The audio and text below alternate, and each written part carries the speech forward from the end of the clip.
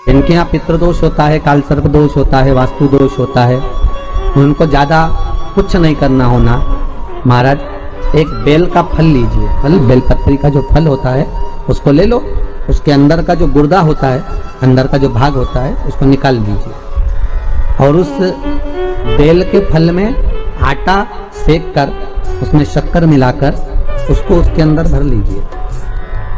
अमावस्या के दिन सुबह 10 बजे से पहले उस बेल फल में जिसमें तुमने पंजेरी भरी है, आटा सेक कर भरा है शक्कर के साथ में, उसको अपने घर में घुमाने के बाद में जिसको काल सर्प दोष बताया है, पितृदोष बताया है या वास्तु दोष का स्मरण बताया है, घर में सब दूर घुमाकर अपने परिवार का हाथ का स्पर्श कराकर पीपल के पेड़ के नीचे तक खड्डा खोदकर उस बेलपत्र के उस फल को दाब दीजिए, उस फल को उसमें दबाइए। केवल एक अमावस्या करना रहता है, पितरों के दोष से मुक्ति मिलती है और हमारे घर के कार्य सफल होना प्रारंभ हो जाते हैं। कार्य की सफलता होती है, कार्य में सफलता प्राप्त होने। जिस समय पर बैसाख के महीने की सुंदर अमावस्या का दिन था, उस दिन माता पार्वती शंकर भगवान के लिए जब पकवान बनाने के लिए बैठी, कुछ नहीं मिला, तब माता पार्वती ने, शिव जी के हाथ में त्रिशूल है, शिव जी के 3 नेत्र हैं, बेलपत्री में भी 3, बोलते जाओ, पत्ती है। बैसाख के महीने में जो शंकर भगवान को प्रसाद का भोग लगता है उसमें भी 3 ही चीज मिलती है, सत्तू,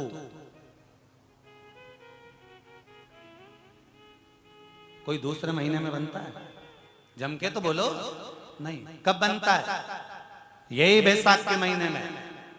चने की दाल, गेहूं और जौ, इन तीनों को गलाकर सेक कर जो सत्तू तैयार होता है, इसी बैसाख के महीने में परशुराम जयंती के दिन या अमावस्या के दिन या पूर्णिमा के दिन शंकर भगवान को समर्पित होता है और भगवान विष्णु को समर्पित होता है।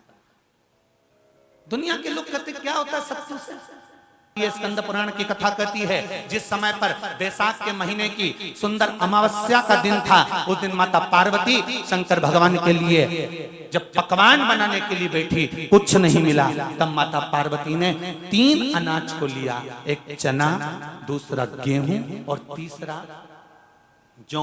इन तीनों को भींग रहे थे, उसको लेकर आए गंगा जी में से, उसको सेक कर माता ने अंगीठी पर और उसका जो सत्तू बनाकर शिव को दिया। शंकर भगवान ने कह दिया, सुन पार्वती, ये सत्तू नहीं, ये मेरी औषधि है।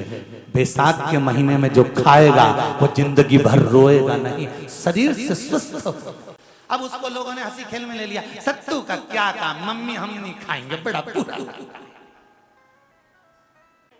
शिव जी का एक एक चीज,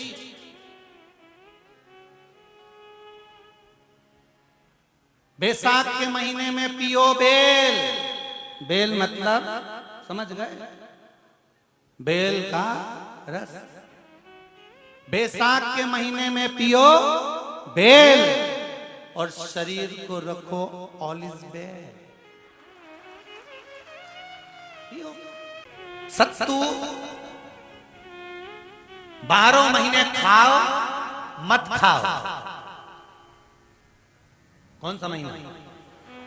बैसाख के महीने में सत्तू जरूर खाओ। और सत्तू चाइना से नहीं आएगा, इंडिया में ही बनेगा और बनाना भारत में ही।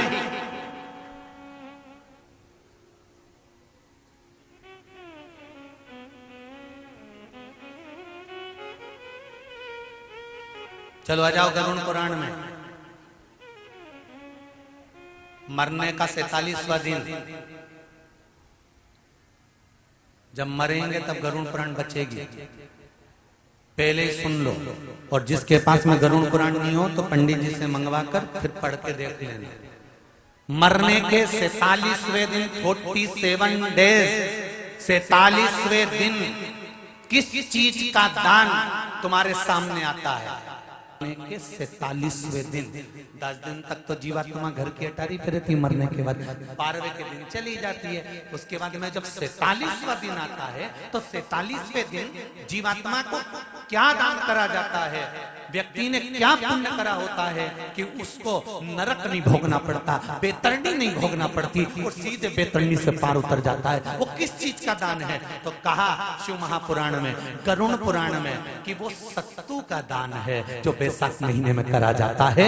सत्तू का दान 3 चीजों से मिलकर बनता है। जौ, बोलते जाओ जल्दी, गेहूं, चना, ये 3 चीज से मिलकर बनता है। इसमें जो बारीक बारीक कण होते हैं, जितने जितने 3 चीज के मिले हुए बारीक बारीक कण होते हैं, ये जब दान किया जाता है सत्तू का, तब ये बेतरणी तरने के लिए 47वें दिन इस जीवात्मा ने अगर सत्तू का दान करा होता है या सत्तू का सेवन बैसाख के महीने में करा होता है तो उसको बेतरणी नहीं भोगना पड़ती, डायरेक्ट सीधे रतलाम उज्जैन से डायरेक्ट।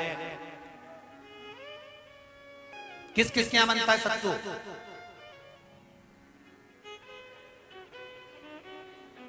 मैंने भी तो ये पूछा किस किस क्या बनता है। मैं ये थोड़ी बने, मैं अभी थोड़ी ना कि अभी बन गया। बैसाख में बनता तो होगा। पहले गांव के लोग तीरथ करने जाते थे, गांव का लोग जब तीरथ करने जाता था कोई सामान नहीं लिया, सत्तू बांधी पोटली में धरा यूं और पानी में घोलिया और नमक डालिया या शक्कर या गुड़ घोल के और पी के वही चले। आज के अब जब सैनिक युद्ध करने जाता है, थक जाता है, बहुत थकान हो जाती है, जब उससे देखा जाता है तो सैनिक का जो कमांडर होता है वो सत्तू मंगवाता है और गिलास में घोल घोल कर पूरी सेना को पिलवाकर फिर युद्ध में उतार देता है। फिर युद्ध साधारण नहीं है महाराज।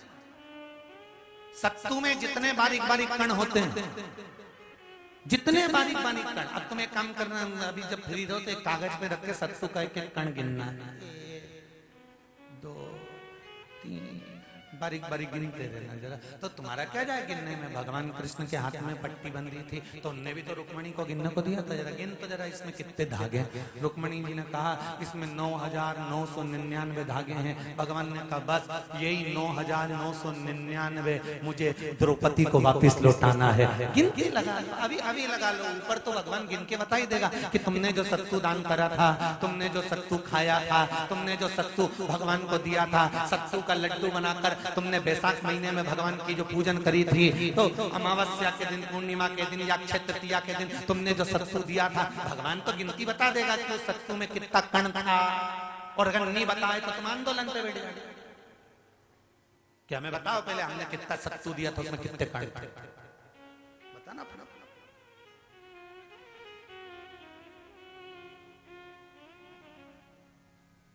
एक शिव की आराधना में चांगुना ने 1 लोटा जल भरा, उसमें थोड़ा सा चंदन डालकर बेलपत्री के वृक्ष के नीचे ले जाकर डाल देती, थोड़ा सा जल बचाकर शिव जी को डाल देती। शंकर भगवान ने एक दिन चांगुना के सामने मन में विचार प्रकट करा और पार्वती जी से कहा, पार्वती एक बात समझ में नहीं आती, आधा जल ये बेलपत्री को देती है, आधा जल मुझे देती है, जब आधा जल मुझे देती है तो मुझे बड़ा गुस्सा आता है।